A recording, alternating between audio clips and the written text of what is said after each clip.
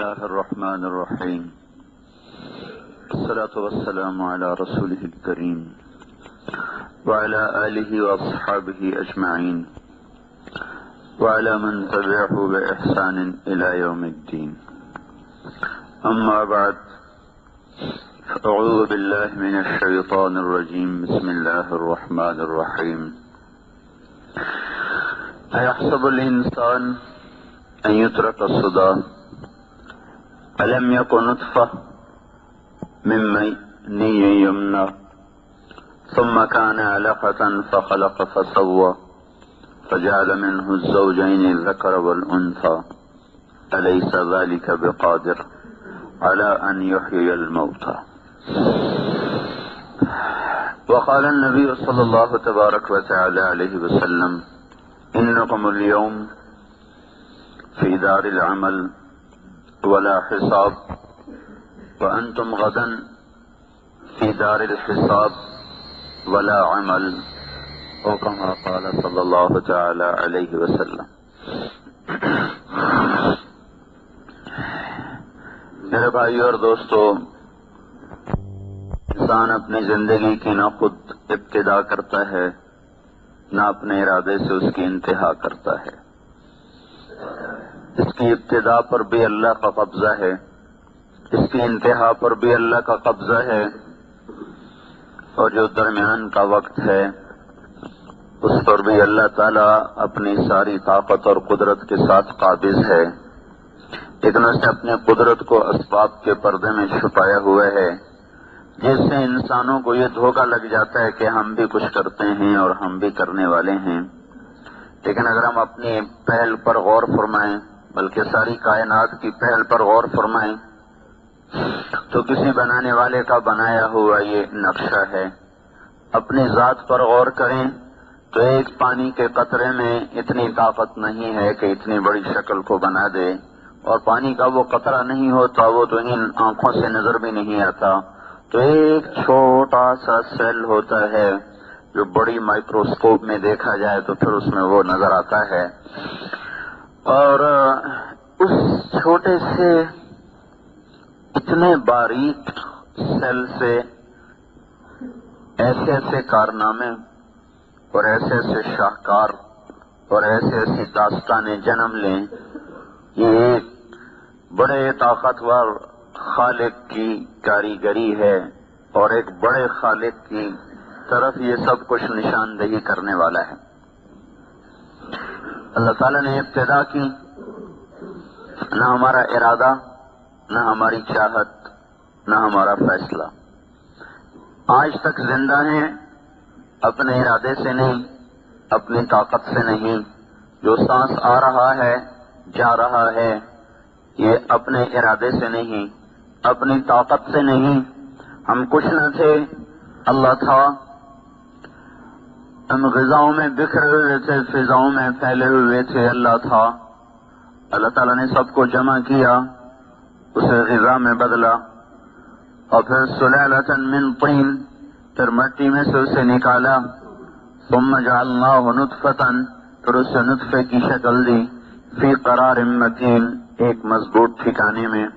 فقدرنا، پھر ایک اندازہ لگایا.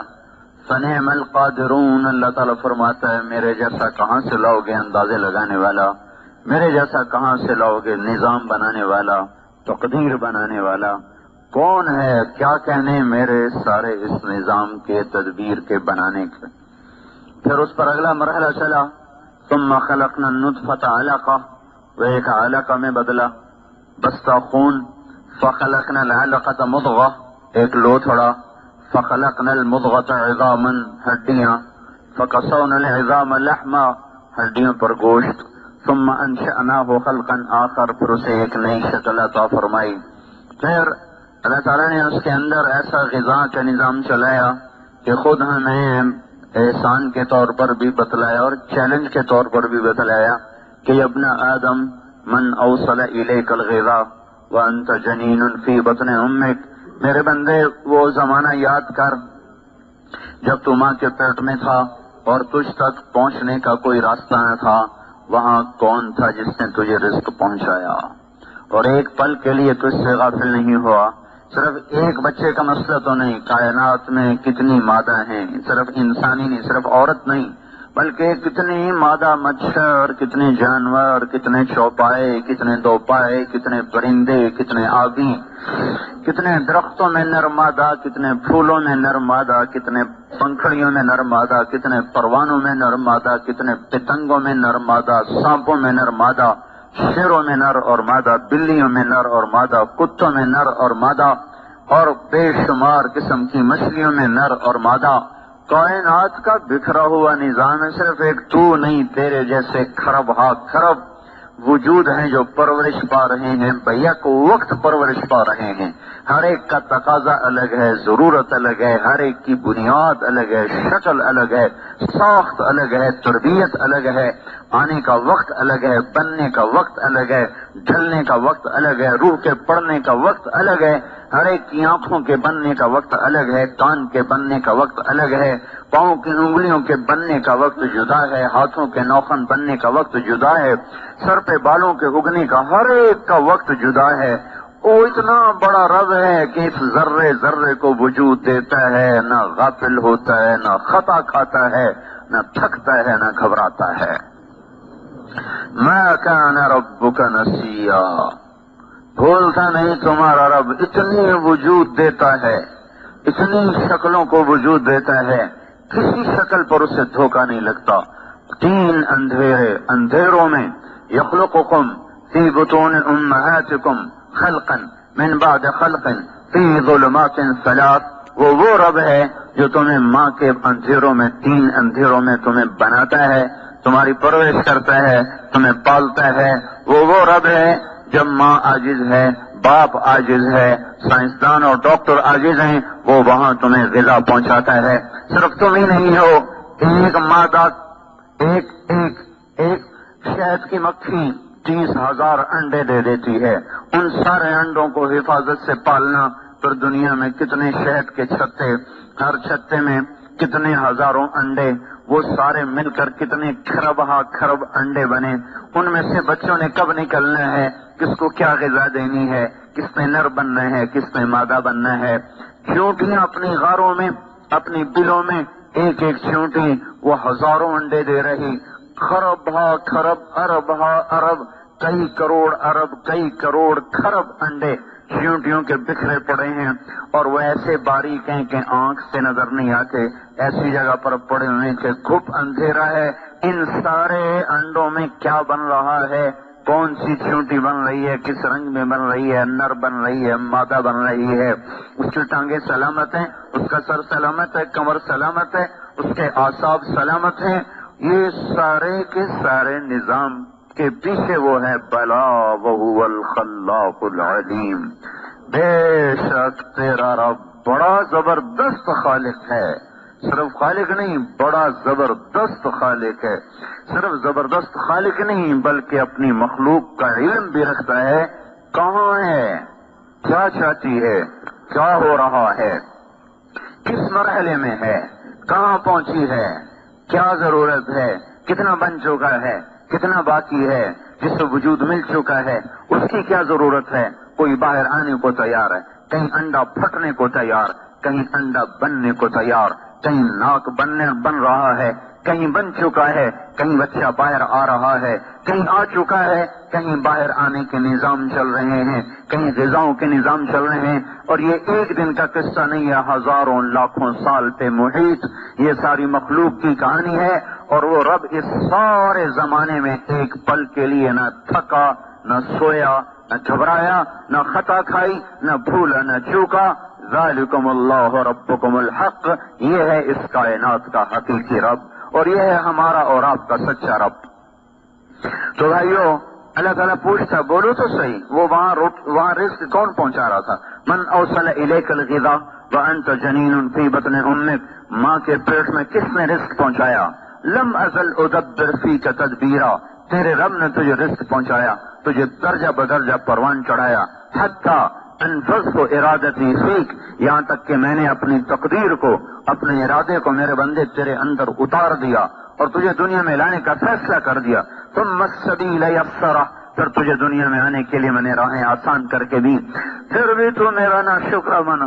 قتل الانسان ما اکفرہ، ارے انسان تیرا ستیہ ناس ہو۔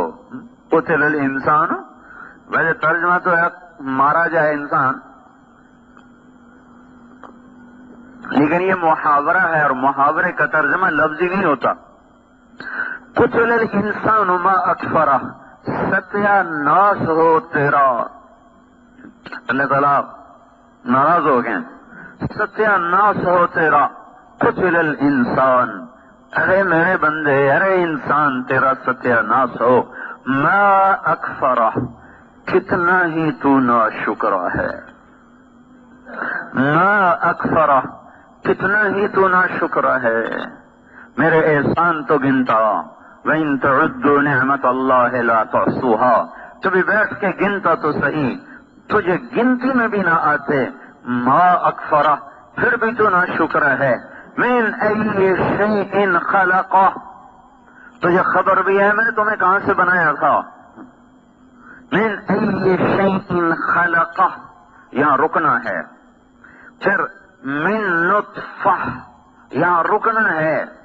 یہ ہمارے قاریوں کو اللہ ہدایت دے، یہ آگے کا پیچھے ملاتے ہیں، پیچھے کا آگے ملاتے ہیں، کیونکہ ترجمے کا پتہ نہیں ہے، مفہوم کا پتہ نہیں ہے، لہذا من نطفۃ خلقہ فقدرہ، اور یہ پانی پتی پتہ نہیں کیسے کیا کرتے رہتے ہیں۔ جو اللہ تبارک و تعالیٰ کرے من نطفہ، یہاں رک جاؤ۔ من نطفہ اس لیے کہ اللہ ہتھوڑا مار رہے ہیں، تمہیں پتہ بھی ہے۔ من ای شیء خلقہ، یہاں رکو کہ اللہ جھٹکا دے رہا ہے، خبر بھی ہے تجھے کس چیز سے بنایا گیا۔ اپنی اوقات تو دیکھو، بڑے کپڑے پہن کے آئے کھڑے ہو ممبر پہ، ناچر کود رہے ہو، دیکھو تو صحیح۔ من ای شیء خلقہ، بنے کس سے ہو؟ پھر اللہ نے من نطفہ، یہاں قرآن پڑھنے والے کو چاہیے یہاں وقف کرے۔ من نطفہ، تجھے گندے پانی سے بنایا، تجھے ایک من ماء مہین، ایک ذلیل پانی سے تجھے بنایا، ایک ناپاک پانی سے تجھے بنایا۔ من منی یمنا، ایک ٹپکتے قطرے سے تمہیں بنایا۔ من نطفۃ امشاج، مرد عورت کے پانی سے بنایا۔ اور تھوڑا اس سے پہلے من حمأ مسنون، تمہیں بدبودار مٹی میں سے نکالا، گلی ہوئی، بو چھوڑتی ہوئی، بلبلے چھوڑتی ہوئی مٹی سے میں نے تمہیں نکالا۔ من ای شیء خلقہ، کچھ خبر بھی ہے کہاں سے تم بنے ہو، تمہیں کہاں سے بنانے والے نے بنایا نہیں پتا یا اللہ کو۔ سنو من نطفہ، ارے تجھے اس گندے پانی سے بنایا ہے، سنبھل کے چل، پاؤں کو ٹھیک رکھ، گردن کو صحیح رکھ، ٹیڑھا مت کر گردن کو، پاؤں کو اکڑا کے مت چل، زمین پہ پاؤں مار کے مت چل۔ انک لن تخرق الارض ولن تبلغ الجبال طولا، تو اگر اکڑ کے زمین پہ پاؤں مارے گا تو کیا میری زمین پھٹ جائے گی؟ اور تو ایسے گردن اونچی کر کے چلے گا تو کیا تیرا قد میرے پہاڑوں سے اوپر چلا جائے گا؟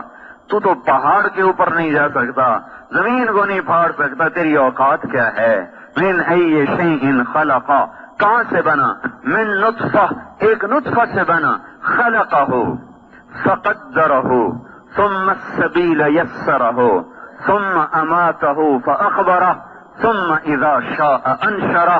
کتنا خوبصورت ہے اللہ کا کلام، ایک ایک جملے میں پوری کہانی چھپا دی، پوری داستان چھپا دی کہ تیرے رب نے تمہیں بنایا تو ایک اندازے کے ساتھ بنایا، برابر، فعدلت، سارا ایک نظام کے ساتھ، برابر تعدیل کے ساتھ، چھوٹا نہیں بڑا نہیں، اونچا نہیں نیچا نہیں، آنکھیں برابر، کان برابر، ہونٹ برابر، نتنے برابر، ماتھا، سر، ایک ایک چیز کو اس کے حساب سے بنا کر فٹ کیا۔ پھر تمہیں دنیا میں آنے کے لیے راستہ دیا، ثم السبیل یسرہ، پھر تمہیں دنیا میں لایا، پھر تمہیں کچھ عرصہ رہنے کو دیا، ثم اماتہ فاخبرہ، پھر تیری روح کو کھینچا، تجھے دوبارہ مٹی میں ڈال دیا۔ منہا خلقناکم وفیہا نعیدکم ومنہا نخرجکم تارۃ اخری، اسی سے تمہیں بنایا، اسی میں تمہیں پھینکا، پھر اسی سے تمہارا رب دوبارہ تمہیں زندہ کرے گا۔ ثم اذا شاء انشرہ، پھر جب وہ چاہے گا تو تمہیں زندہ کر کے کھڑا کر دے گا۔ بنو اسرائیل میں ایک شخص تھا، نافرمانی میں زندگی گزری، کہنے لگا جب میں مر جاؤں میری لاش کو جلا دینا اور میری راکھ کو بکھیر دینا، کچھ دریا میں بہا دینا، کوئی ادھر بہا دینا، کوئی ادھر بہا دینا۔ وہ یوں کہہ رہا تھا کہ میں ایسا بکھر جاؤں کہ مجھے جمع نہ کیا جا سکے، کہ اگر میں جمع ہو گیا تو میری بڑی سخت پکڑ ہوگی۔ تو حضور نے فرمایا اس کی راکھ کو انہوں نے بہا دیا، اڑا دیا، بکھیر دیا۔ اللہ تعالیٰ نے ذرے ذرے کو حکم دیا کہ ہمارا بندہ واپس کرو، سارا زندہ کر کے اپنے سامنے کھڑا کر دیا آسمانوں پر۔ بول بھائی یہ کیا کیا تھا، یہ کیا کیا تھا؟ کہ یا اللہ تجھ سے ڈر گیا تھا کہ میری خیر نہیں اگر میں قبر میں گیا، تیرے ڈر کی وجہ سے کیا تھا۔ کہ اچھا جاؤ اسی پر تجھے معاف کر دیا۔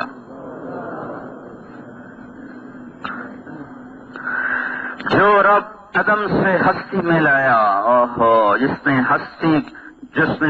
عدم کو وجود بخشا، نیست کو ہست کیا، کچھ نہ تھے اور یہ بنا دیا، عدم نہ تھے اور یہ وجود دیا، پھر ان قریب اس پر اپنی تقدیر کو نافذ کرنے والا ہے۔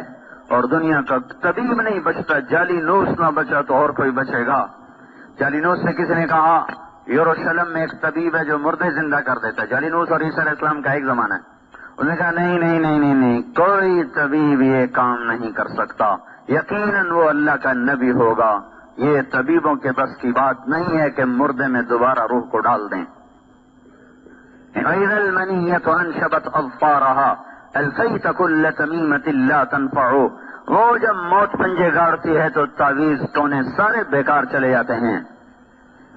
تو وہ اللہ میرے بھائی ایک دن دوبارہ اٹھانے والا ہے، جس رب کا یہ نظام کچھ نہیں یہ بنایا، یہ ساری دھرتی کو بچھایا، آسمان کی چھت کو اوپر اللہ تعالیٰ نے ہمارے سروں پہ تانا، پھر ستاروں کی کندیلوں کو راتوں کو جگمگایا، صبح روشن چراغ جلایا، رات کو چاند کی کرنوں کو بکھیرا، دن میں سورج کی شعاؤں کو حکم دیا، اس نے غذاؤں کو پکایا اور اس نے پانیوں کو بخارات میں بدلا، ہوا کو حکم دیا، اس نے کندھا دیا، بادلوں کو حکم دیا مشکی سے بھر لو، پھر فرشتوں کو حکم دیا فضا میں بکھیر دو، پھر حکم دیا کہ اب قطرہ قطرہ بن کے انسانوں پہ برسو اور گرو۔ پھر اللہ تعالیٰ نے اسی کڑوے پانی کو میٹھا بنا کے ہمارے گھروں تک پہنچایا، پھر غلوں کو اگایا، پھر ہواؤں کو چلایا، پھر پھولوں کو مہکایا، پھر جانوروں کے تھنوں سے دودھ کے چشمے جاری فرمائے، نسقیکم من بین فرث ودم لبنا خالصا سائغا للشاربین۔ آپ کے اٹھنے سے پہلے بازاروں میں دودھ پہنچا ہوا، مرغیاں پہنچی ہوئی، بکرے ذبح ہو کے لٹکے ہوئے اور ان کی کھال اڑائی جا چکی، کھال کھینچی جا چکی، کھوپڑیاں توڑی جا چکی ہیں، ٹانگیں ٹوٹ چکی ہیں، ہزاروں لاکھوں کروڑوں مرغیوں پہ چھریاں چل رہی ہیں کہ صبح انسان اٹھے گا اس کے پیٹ کے ایندھن کو بھرنے کے لیے دودھ پہنچاؤ، سبزی پہنچاؤ، گوشت پہنچاؤ، پانی پہنچاؤ، میٹھا پہنچاؤ، ہر چیز کو حکم دیا کہ سورج کے بیدار ہونے سے پہلے ہر چیز گلستان والوں کے لیے تیار کر دو، حالانکہ اسے پتا ہے کہ یہ کھا پی کے میرے ناشکر ہی بنیں گے، اسے پتا ہے کہ یہ میرا کھا کر مجھ سے ٹکرائیں گے، لیکن پھر بھی وہ کہتا ہے دو ان کو کہ دنیا دارالامتحان ہے، دنیا فیصلے کی جگہ نہیں ہے۔ ان یوم الفصل کان میقاتا، وہ دن آگے آ رہا ہے۔ جس رب نے بنایا، جس رب نے زمین کا فرش بچھایا، ہواؤں کو چلایا، زندگی کو عطا فرمایا، وہی ایک دن ہمیں بھی مار دے گا، کائنات کو بھی مار دے گا، اور پھر ایک دن سب کو کھڑا کر کے اپنا کیا ہر ایک کے گردن میں ہوگا۔ وَكُلَّ إِنسَانٍ أَلْزَمْنَاهُ طَائِرَهُ فِي عُنُقِهِ، ہر آدمی کی گردن میں اس کا عمل ہوگا اور اسے اللہ کے سامنے جواب دینا ہے۔ میرے بھائیو، ہم آزاد نہیں ہیں، ہماری ابتدا کسی نے کی ہے، ہماری انتہا بھی کوئی کرتا ہے، وہ درمیانی عرصے پر بھی پوری طاقت رکھتا ہے۔ وہ چاہتا تو کوئی کافر نہ ہوتا، کوئی زانی نہ ہوتا، کوئی شرابی نہ ہوتا، کوئی سود نہ کھاتا، کوئی گانے نہ سنتا، کوئی ماں باپ کا نافرمان نہ ہوتا، کوئی جھوٹ نہ بولتا، کوئی خیانت نہ کرتا، کوئی ظلم نہ کرتا۔ اسے طاقت ہے آج بھی کر سکتا ہے، جنت میں نہیں کر کے دکھائے گا. اور جنت میں تو زندگی بھی ہمیشہ کی ہے، اور زندگی بڑی طاقتور ہے. یہاں تو بیماری بھی، بڑھاپا بھی، موت بھی، غم بھی، بھوک بھی، تھکن بھی، پیاس بھی، دکھ بھی، رنج بھی، نفرتیں بھی، عداوتیں بھی، جنگ بھی، امن بھی، کتنے سلسلے ہیں. اور وہاں تو کچھ بھی نہیں ہے سوائے زندگی کے، اور کچھ بھی نہیں ہے سوائے عیش و آرام کے. وہاں تو زیادہ ان کو کودنا چاہیے تھا، لیکن وہاں وَنَزَعْنَا مَا فِي صُدُورِهِم مِّن غِلٍّ إِخْوَانًا عَلَىٰ سُرُرٍ مُتَقَابِلِينَ. ہم ان کے دلوں سے کھوٹ کو نکال دیں گے. قلوبہم قلب رجل واحد. یہ سارے جنتی اس طرح ہوں گے، ان کے دل آپس میں ایسے ملے ہوئے ہوں گے کہ جیسے تمام جنت کے مرد و عورتوں کا ایک ہی دل ہو. ایک دل ہو تو آدمی اسی کے ساتھ چلتا ہے، وہ اس کے ساتھ نبھتا ہے. تو سارے جنتیوں کے دل اس طرح ہوں گے جیسے ایک آدمی کا دل ہوتا ہے. جو رب جنت کی ابدی زندگی میں یہ کر سکتا ہے وہ اس زندگی میں بھی کر سکتا ہے. وَلَوْ شِئْنَا لَآتَيْنَا كُلَّ نَفْسٍ هُدَاهَا. میں چاہوں تو تم سب کو ہدایت دے دوں، لیکن میرے بھائیو لِيَبْلُوَكُمْ أَيُّكُمْ أَحْسَنُ عَمَلًا. اس نے یہ بساط بچھائی ہے خیر اور شر کے ساتھ، اچھے اور برے کے ساتھ، جھوٹ اور سچ کے ساتھ، حق اور باطل کے ساتھ، زنا اور پاکدامنی کے ساتھ، شراب اور دودھ کے ساتھ، سود اور حلال کے ساتھ، خیانت اور دیانت کے ساتھ، صدق اور جھوٹ کے ساتھ، ظلم اور عدل کے ساتھ، عفت اور بدماشی کے ساتھ. یہ اللہ تعالیٰ نے تواضع اور تکبر کے ساتھ، غصے اور درگزر کے ساتھ، انتقام اور معاف کرنے کے ساتھ، یہ اس طرح اللہ تعالیٰ نے دھوپ چھاؤں کا ایک سلسلہ چلایا ہے. اچھائی برائی کا ایک نظام چل رہا ہے، ہمیں اختیار دیا ہے. فمن شاء فلیؤمن ومن شاء فلیکفر. چاہو تو اللہ کی راہوں پہ چلو، راستے آسان ہیں، چاہے شیطان کی راہوں پہ چلو، راستے آسان ہیں. جو ادھر چلے گا وہاں اللہ ملے گا، جنت ملے گی. جو ادھر چلے گا وہاں شیطان ملے گا، جہنم ملے گی. فریق فی الجنت و فریق فی السعیر. ایک طبقہ جنت میں جائے گا اور ایک طبقہ جہنم میں جائے گا. آج وقت ہے میرے بھائیوں کہ ہم آنکھ بند ہونے سے پہلے توبہ کریں کہ ہماری زندگی ان راہوں پہ ہے جس کے آخر میں جہنم ہے، جس کے آخر میں شیطان ہے. ہم ان راہوں پہ چل چکے جن راہوں میں جا کر اللہ نہیں ملتا، بلکہ اللہ سے دور انسان ہوتے چلے جاتے ہیں. آگے جہنم کے خوفناک کھڈے ہیں، غاریں ہیں اور گڑھے ہیں. وہ راہیں بند ہو رہی ہیں، مسدود ہو رہی ہیں، جن پر چل کر لوگوں کو اللہ کا ملاپ ہوتا ہے، اللہ کی رضا ملتی ہے، جنت ملتی ہے، اللہ تعالیٰ اور اللہ کا قرب ملتا ہے. وہ راہیں بند ہیں. تبلیغ کی محنت یہ اس بات کی محنت ہے کہ لوگ اپنے اللہ کو پہچانیں، اپنے محبوب صلی اللہ تعالی علیہ وسلم کی زندگی کو پہچانیں، ان راہوں پر چلیں جن پر چل کر اللہ ملتا ہے. پھر دنیا بھی مقدر میں آ جاتی ہے. من کان ہمہ طلب الآخرہ جمع اللہ علیہ شملہ. جس کا غم آخرت بن جاتا ہے، جس کا غم آخرت بن جاتا ہے، جمع اللہ علیہ شملہ. اللہ اس کے کاموں کو جمع کر دیتا ہے، اس کے کاموں میں برکت دے دیتا ہے. وجعل غناہ فی قلبہ. اس کے دل کو غنی کر دیتا ہے. واتته الدنیا وهي راغمہ. اور دنیا اس کے مقدر کی ذلیل ہو کر اس کے قدموں میں آتی ہے. ومن کان ہمہ طلب الدنیا. جو دنیا کے پیچھے بھاگتا ہے، فرق اللہ علیہ شملہ. اللہ اس کے کاموں کو بے برکت کر دیتا ہے، اس کی دنیا کو بخیر دیتا ہے. وجعل الفقر بین عینیہ. بھوک کا ڈر اس کے دل میں اتار دیتا ہے. وَلَا يُصِيبُ مِنَ الدُّنْيَا إِلَّا مَا كُتِبَ لَهُ. اور مقدر کی دنیا کے سوا کچھ لے نہیں سکتا. سے میرے بھائیوں اس آنے والے وقت کی تیاری کرو.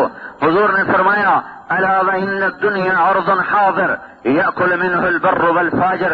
سن لو، غور سے سن لو، ساری دنیا ایک گرا پڑا سودا ہے. سارا صرف فیصلہ آباد کے 8 بازار نہیں، ساری دنیا کے 7 بر اعظم پر جو کچھ ہے یہ گری پڑی چیز ہے، معمولی چیز ہے. یاکل منہ البر والفاجر. اللہ اس میں سے نیکوں کو بھی دے رہا ہے، بروں کو بھی دے رہا ہے. کافر بھی کھا رہا ہے، مسلمان بھی کھا رہا ہے، یہودی بھی کھا رہا ہے، عیسائی بھی کھا رہے ہیں، سب کھا رہے ہیں. سب کو دیا جا رہا ہے. مشرک کو دیا گیا، فرعون جیسے مجرم کو دے دیا گیا جس نے کہا میں ہی رب ہوں، انا ربکم الاعلی. اللہ نے اس کو بھی حکومت دے دی. الا وان الاخرۃ اجل صادق، سن لو آخرت حقیقی اور سچا وعدہ ہے، یقضی فیہا ملک عادل قادر، اس میں سچا رب آ کر فیصلے کرے گا، یحق الحق ویبطل الباطل، وہ سچ کو سچ کر دے گا، باطل کو باطل کر دے گا، حق اور باطل کو جدا کر دے گا۔ اس لیے الا وان الخیر کلہ بحذافیرہ فی الجنہ، غور سے سن لو ساری بھلائیاں جنت میں ہیں، الا وان الشر کلہ بحذافیرہ فی النار، سن لو ساری مصیبتیں اور عذاب جہنم میں ہے، الا فاعملوا، لہذا غور سے سنو، عمل کرتے رہو، وانتم من اللہ علی حذر، اور عمل کر کے بھی اللہ تعالیٰ سے ڈرتے رہو، تکبر میں مت آؤ، تکبر میں مت آؤ۔ اگر دیکھو آپ چلہ لگا لیتے، بھائی میں نمازی ہوں مجھے کیا کہتے ہو، میں نماز پڑھتا ہوں مجھے کیا کہتے ہو، چلہ لگاؤ، جاؤ کسی بے نمازی سے بات کرو۔ تو لے کر الا فاعملوا وانتم من اللہ علی حذر، کوئی عمل کر کے تکبر میں نہ آ جانا، اگر میں نے رد کر دیا تو پھر کیا کرو گے؟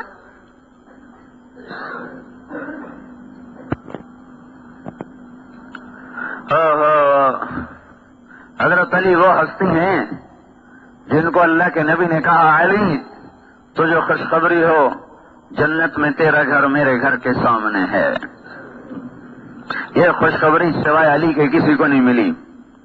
اترضى ان يكون منزلك مقابل منزلي في الجنہ، اے علی تو خوش ہے جنت میں تیرا گھر میرے گھر کے سامنے ہے؟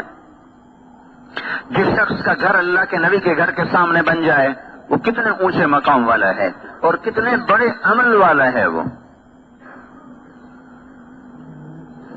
قرآن کی ایک آیت ہے جس پر صرف حضرت علی نے عمل کیا، باقی کسی نے نہیں کیا، نہ کسی صحابی نے، نہ بعد کی امت نے۔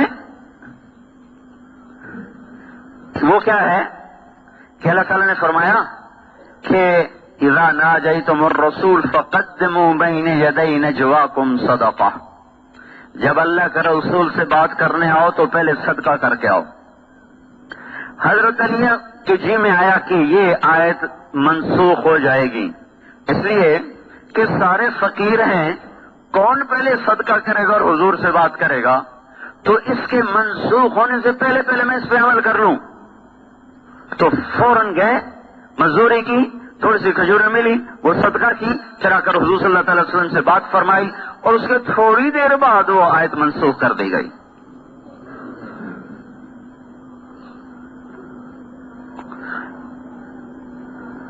پھر آپ نے کہا قیامت کے دن میں فاطمہ، حسن، حسین اور علی ایک ہی جگہ پر ہوں گے، اکٹھے ہوں گے۔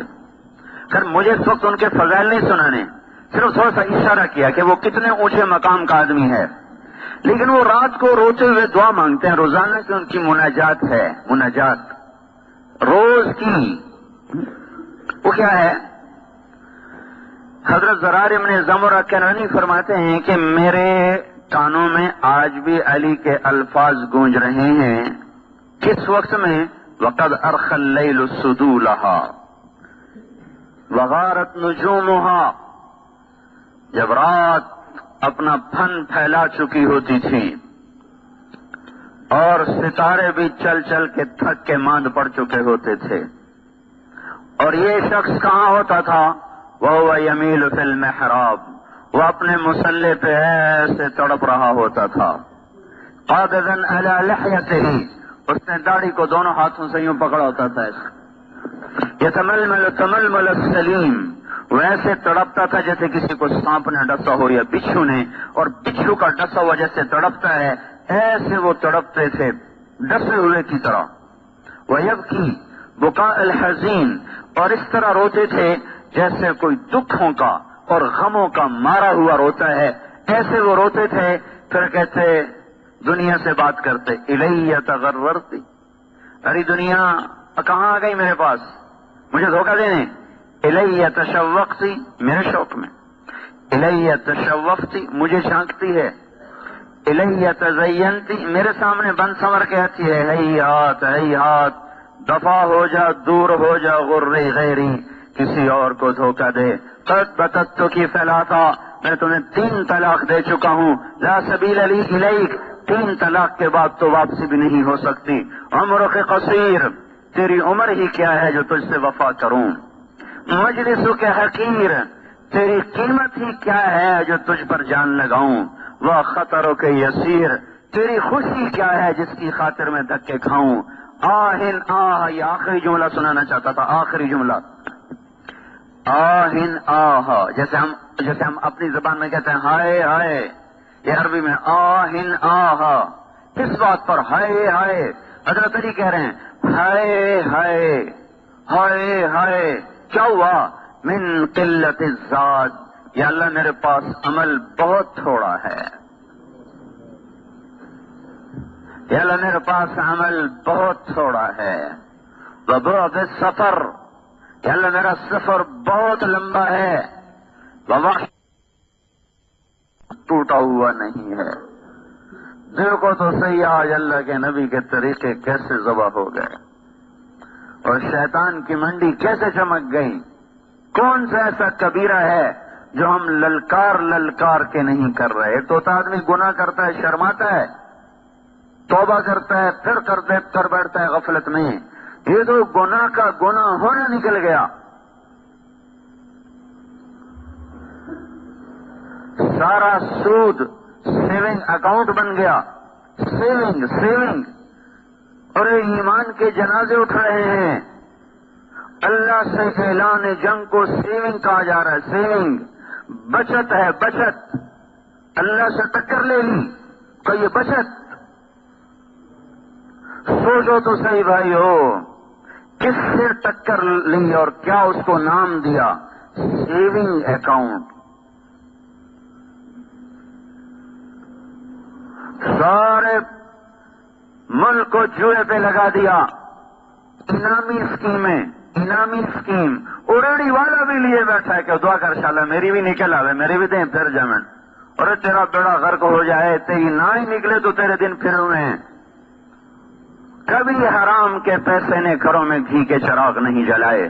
ہمیشہ ان گھروں میں ویرانیوں نے ڈیرے ڈالے، وحشت نے ڈیرے ڈالے.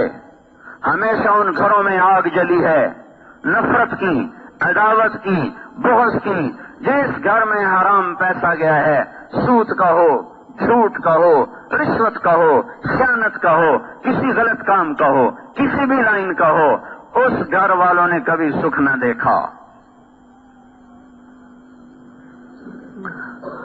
بھائیو، جس کا سب کچھ بن چکا ہے، کیا ہوا تو اب کیوں بتایا؟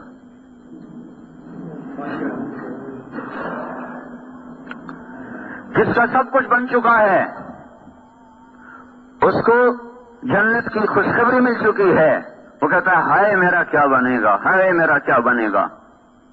اور ہمارا تو بنا بھی کچھ نہیں، ہمیں تو پتہ بھی کوئی نہیں ہے کہ خاتمہ بھی ایمان پہ ہوگا کہ نہیں ہوگا. ہمیں تو اتنا بھی یقین کوئی نہیں کس حال میں موت آئے گی.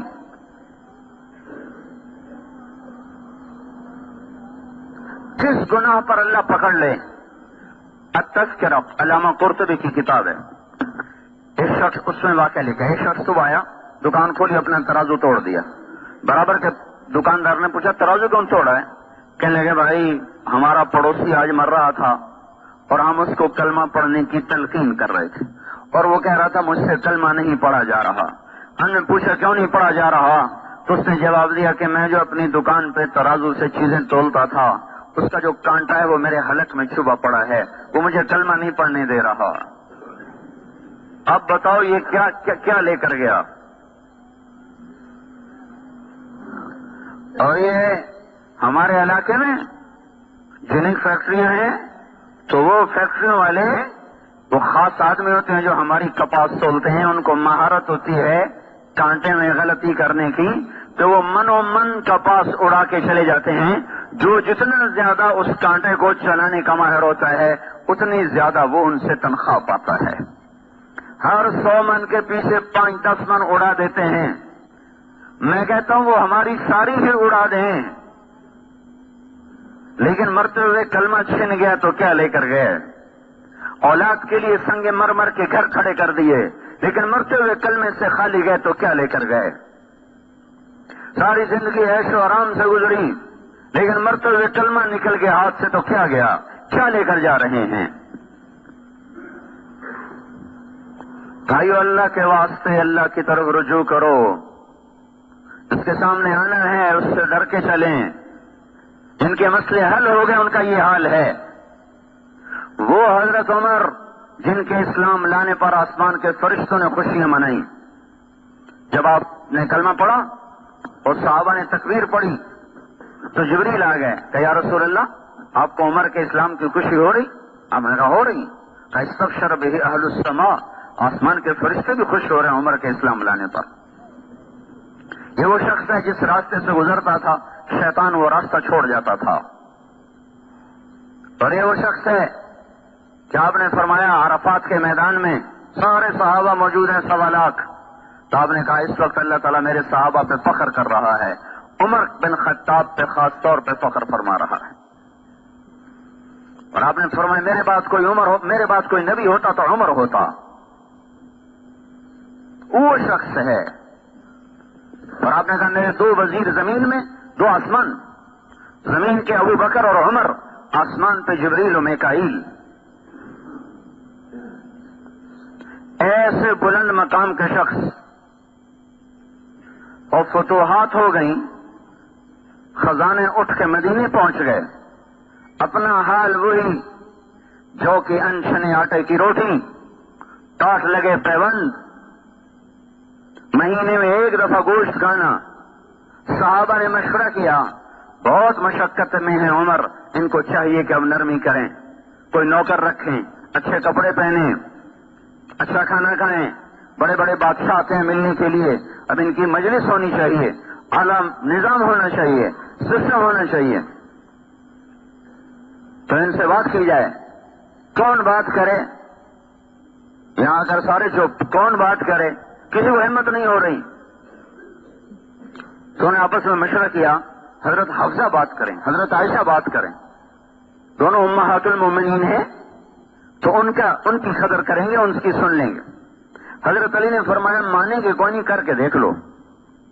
تو یہ دونوں مائیں تشریف لے گئیں، ایک تو بیٹی ہیں، استقبال کیا، بٹھایا، حضرت عائشہ نے بات شروع کی، امیر المومنین، اللہ تعالیٰ نے اپنے نبی پر دنیا کا دروازہ نہیں کھولا تھا، وہ دنیا سے ایسے ہی چلے گئے، نہ دنیا آئی نہ انہوں نے اس کو چاہا۔ میرے باپ نے حکومت سنبھالی، نہ دنیا آئی نہ انہوں نے چاہا، نہ کھلی نہ انہوں نے کھلوائی، وہ بھی دنیا سے ویسے ہی چلے گئے۔ اللہ تعالیٰ نے آپ کی برکت سے اسلام کو زندہ کیا، اور ساری دنیا میں اسلام کا ڈنکا بج گیا، ساری دنیا کے خزانے اٹھ کے مدینے آ گئے ہیں۔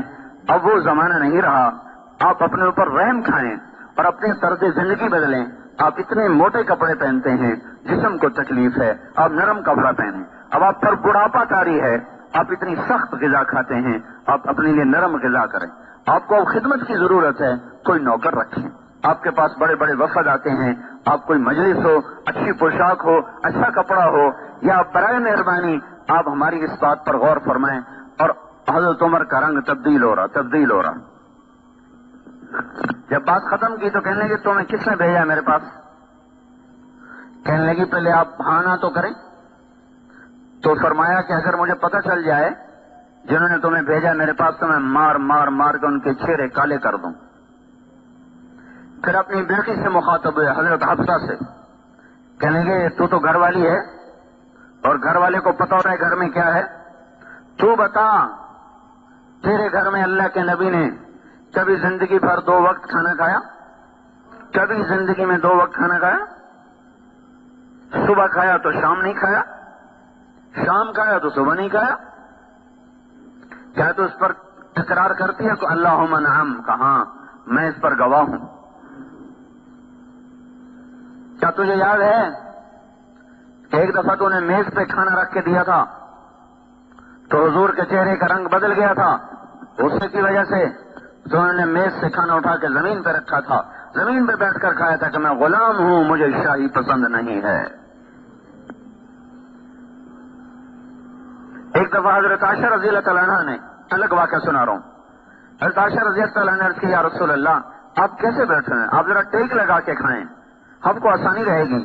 تو آپ بجائے ٹیک لگانے کہ آپ جھکتے جھکتے آپ نے اپنی پیشانی زمین پہ لگا دی کہ نہیں نہیں نہیں نہیں نہیں، میں تو غلام ہوں، میں کیسے ٹیک لگا کے کھا سکتا ہوں؟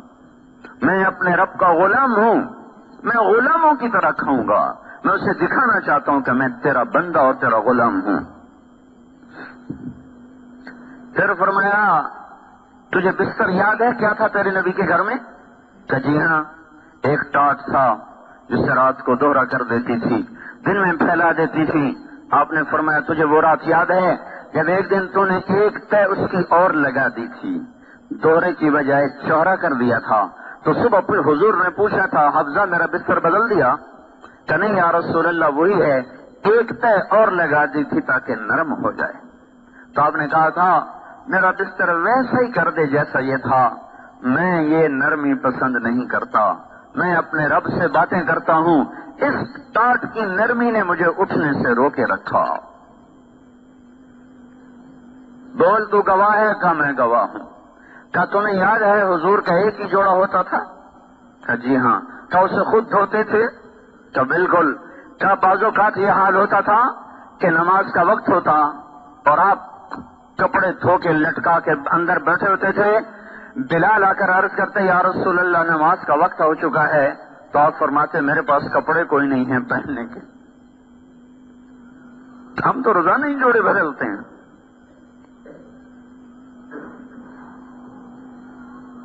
اور نماز میں تاخیر ہو جاتی تھی کہ آپ کے پاس دوسرا جوڑا نہیں ہوتا تھا کہ جا کے نماز پڑھا دیں۔ نماز میں تاخیر ہو جاتی تھی، کپڑے سوکھتے تھے، آپ پہنتے تھے، پھر آ کے نماز پڑھاتے تھے۔ کہ تو گواہ ہے؟ کہاں میں گواہ ہوں۔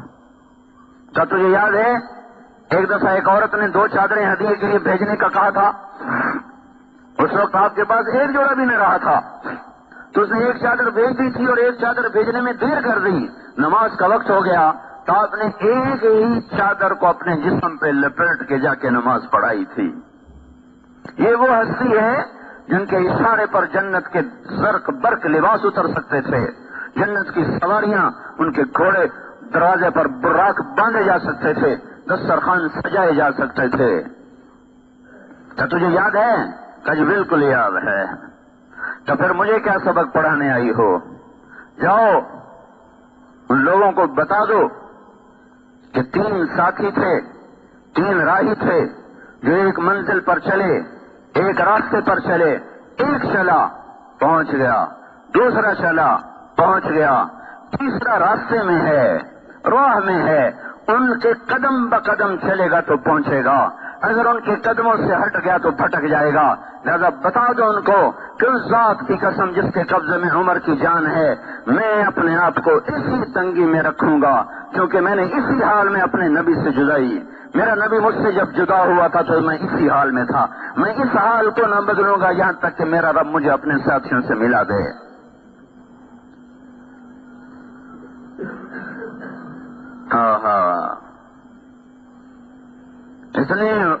اتنی بشارتیں لے کر اتنی مشقتیں، ہم نماز چھوڑ کر بھی اتنا نہیں ڈرتے جتنا وہ جنتی ہو کر ڈر رہے تھے۔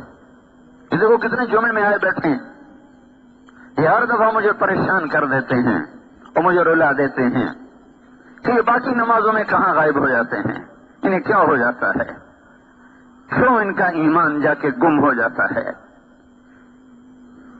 کیوں ان کا ایمان بیدار نہیں ہوتا؟ کیا یہ ندا صرف 8ویں دن آتی ہے کہ آ جاؤ مسجد میں؟ یہ تو 5 دفعہ ندا پڑتی ہے، حی علی الصلاۃ، آ جاؤ آ جاؤ آ جاؤ، اس وقت میں کیوں نہیں قدم اٹھتے؟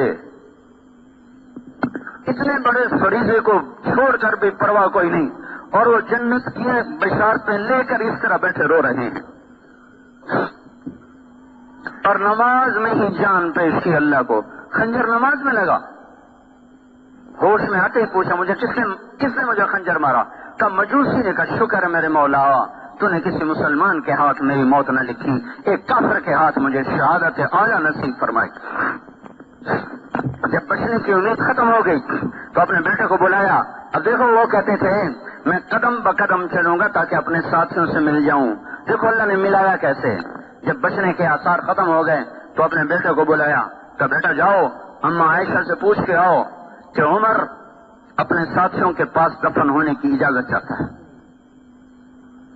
اجازت دے دے تو مجھے وہاں دفن کرنا، نہیں تو جنت البقیع میں جا کے مجھے ڈال دینا۔ اور ان سے کہنا کہ عمر پوچھ رہا ہے، یہ نہ کہنا امیر المومنین پوچھ رہا ہے، میں امیر المومنین نہیں ہوں۔ حضرت عبداللہ بن عمر آئے، دروازے پر دستک دی، ہم عائشہ نے اندر آنے کی اجازت تو اندر بیٹھی رو رہی تھی، وہ بھی رو، سارا مدینہ رو رہا تھا، سارا اسلام ہی رویا عمر کے مرنے پر۔ تو انہوں نے عرض کی اما جان میرے باپ کی یہ تمنا اور خواہش ہے، آپ سے اجازت چاہتے ہیں۔ تو حضرت عائشہ رضی اللہ تعالیٰ عنہا رو پڑی، مزید فرمایا کہ یہ جگہ تو میں نے اپنے لیے رکھی ہوئی تھی کہ میرا باپ بھی یہیں دفن ہے، میرا خامد بھی یہیں دفن ہے، میں بھی یہیں دفن ہو جاؤں گی، لیکن اگر عمر یہ جگہ چاہتے ہیں تو عمر مجھ سے زیادہ اس جگہ کا حقدار ہے، میری طرف سے اجازت۔ وہ کہہ رہے تھے میں انہی قدموں پہ چلوں گا جس پر وہ دو چلے تھے تاکہ میں ان کے ساتھ مل جاؤں۔ اب ملنے کے اسباب پیدا ہو رہے ہیں۔ انہوں نے آ کر بشارت دی، ابا جان ابشر، بشارت ہو، کام بن گیا۔ کہ نہیں شاید میرے شرم میں اجازت دے دی ہو، جب میں مر جاؤں جنازہ پڑھ چکو جا کے پھر رکھ لینا، ایک دفعہ پھر اجازت مانگنا، اجازت ملے تو لے جانا، نہیں تو واپس لے آنا، بقیع میں ڈال دینا۔ اتنی بڑی کامیابیوں کے ساتھ یہ شخص جان کی بازی ہار رہا ہے، لیکن ان کے آخری الفاظ سنو، جب محسوس ہوئے سکرات تو فرمایا بیٹا، عبداللہ کی گود میں سر تھا، کہ بیٹا مجھے زمین پہ ڈال دے، میرا سر زمین پہ ڈال دے۔ تو حضرت عبداللہ بن عمر نے سر زمین پہ ڈال دیا تو اپنے گال مٹی میں رکھ دی، ایسے مٹی میں، اور یوں یوں ملنے لگے ایسے ایسے ایسے ایسے ایسے، اور کہنے لگے ویل لک یا عمر ان لم یغفر لک ربک، اے عمر تو برباد ہو گیا اگر تیرے رب نے تجھے معاف نہ کیا۔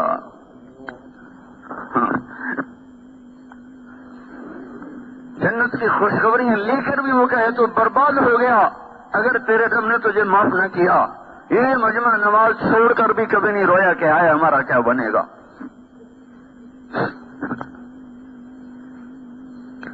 سارا دن ظلم ہی ظلم ہے۔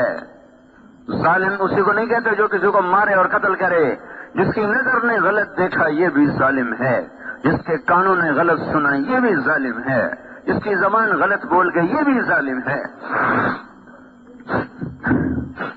ایسے اونچے انسان، اے اللہ اگر تو نے عمر کو معاف نہ کیا تو عمر ہلاک ہو جائے گا، یہ کہتے کہتے کہتے ویل لک یا عمر ان لم یغفر لک ربک، اور کہیں تھا ویل لک ولامک یا عمر ان لم یغفر لک ربک، عمر تو بھی برباد، تیری ماں بھی برباد اگر تیرے رب نے تجھے معاف نہ کیا۔ یہ کہتے کہتے کہتے کہتے دنیا سے رخصت ہو گئے۔ یہ وہ لوگ ہیں، یہ وہ ہستیاں ہیں جن پر اسلام بھی فخر کرتا تھا، جن پر فرشتے فخر کرتے تھے، جن پر اللہ فخر کرتا تھا۔ وہ ساری بشارتیں لے کر اس حال میں ہیں اور ہم سارے حکم توڑ کر ایسے غافل۔ بھائیو کہیں تو انصاف پہ آؤ، اپنے نفس سے پوچھو تو صحیح کہ کیا کر رہے ہو، اپنی عقل سے سوال کرو، اس سوئے ہوئے ضمیر کو کسی رات کی تنہائی میں بیدار کرو کہ کیا کر رہے ہو، کس چیز پہ محنت کر رہے ہو، کن چیزوں کے پیچھے بھاگ رہے ہو۔ حضرت صاحب نے جنازہ پڑھایا، پھر جنازہ اٹھا اور حضرت عبداللہ بن عمر نے آ کر اما عائشہ کے دروازے پر رکھ دیا۔ پھر آگے بڑھے، سارا مجمع پیچھے، یہ آگے بڑھے، دستک دی کہ ام المومنین میرا باپ دروازے پہ حاضر ہو چکا ہے اور اندر آنے کی اجازت چاہتا ہے۔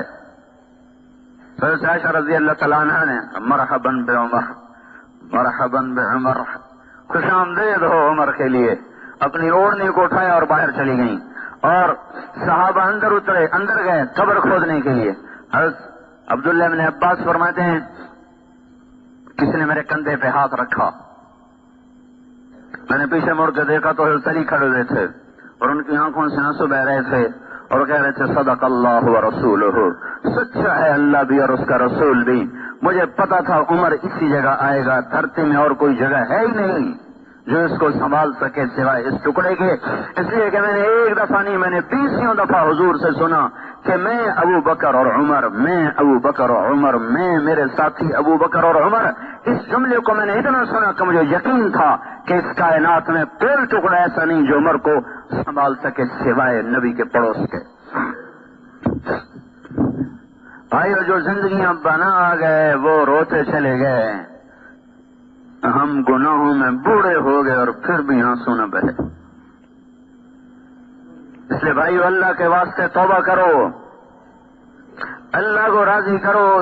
انفرادی مسئلے حل کرانے ہوں، اجتماعی مسئلے حل کرانے ہوں، ملکی مسئلے حل کرانے ہوں، عالم کے مسلمانوں کا مسئلہ حل کرانا ہو، یہ سیاستدانوں کے بس کی بات نہیں ہے، یہ حکمرانوں کے بس کی بات نہیں ہے، یہ فوج اور پولیس کے بس کی بات نہیں. وہ بیچارے ہمارے جیسے کمزور انسان ہیں.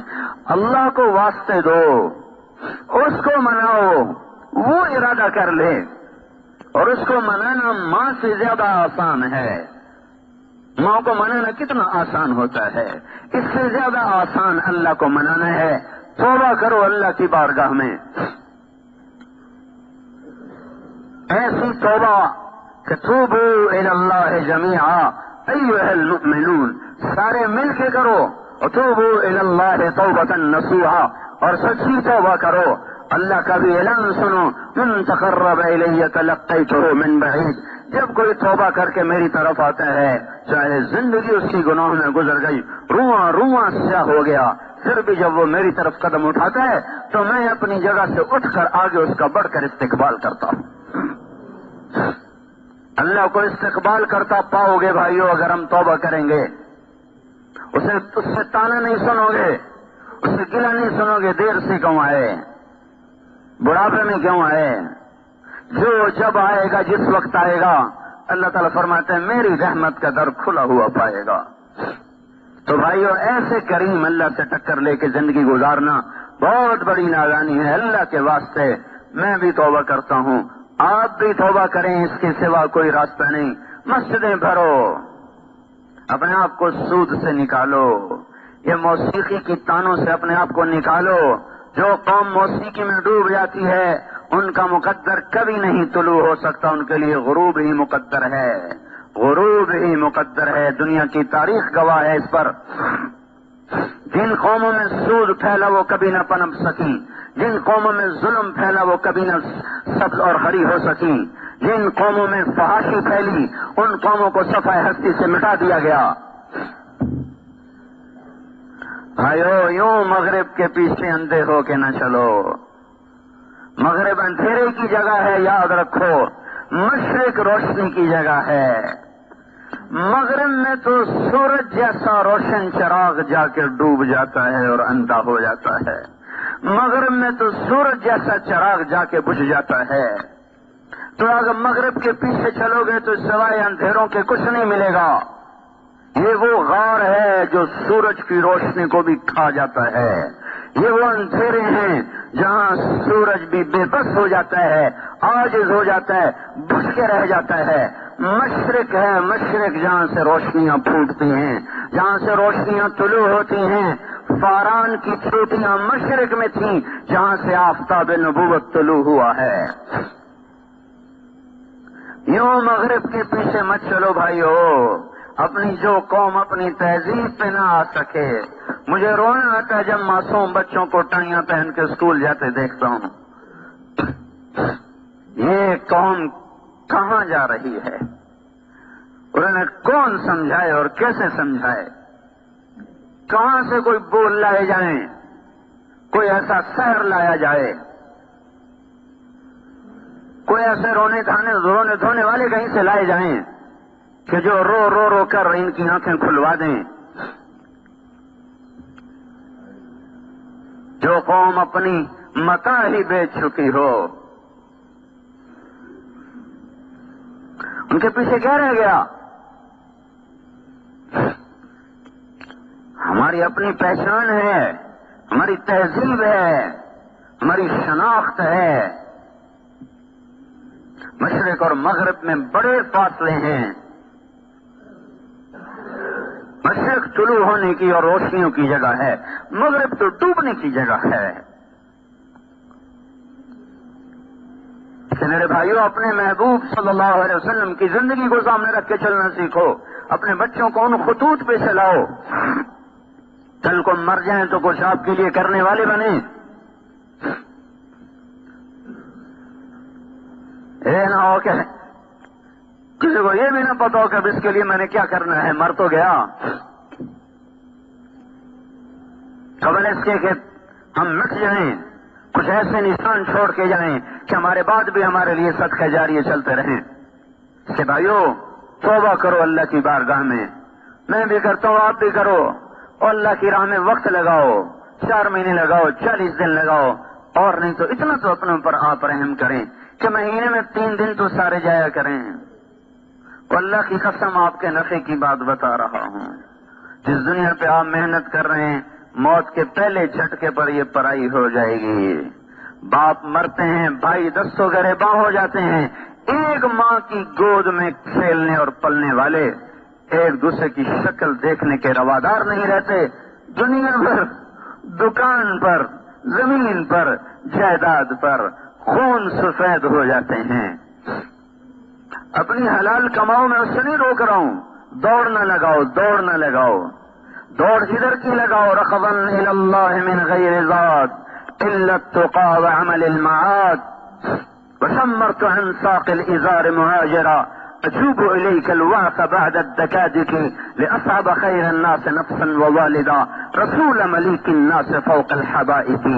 اللہ اس کے رسول کی دوڑ لگاؤ، حلال کماؤ، دوڑ نہ لگاؤ، دوڑ اللہ رسول کی لگاؤ۔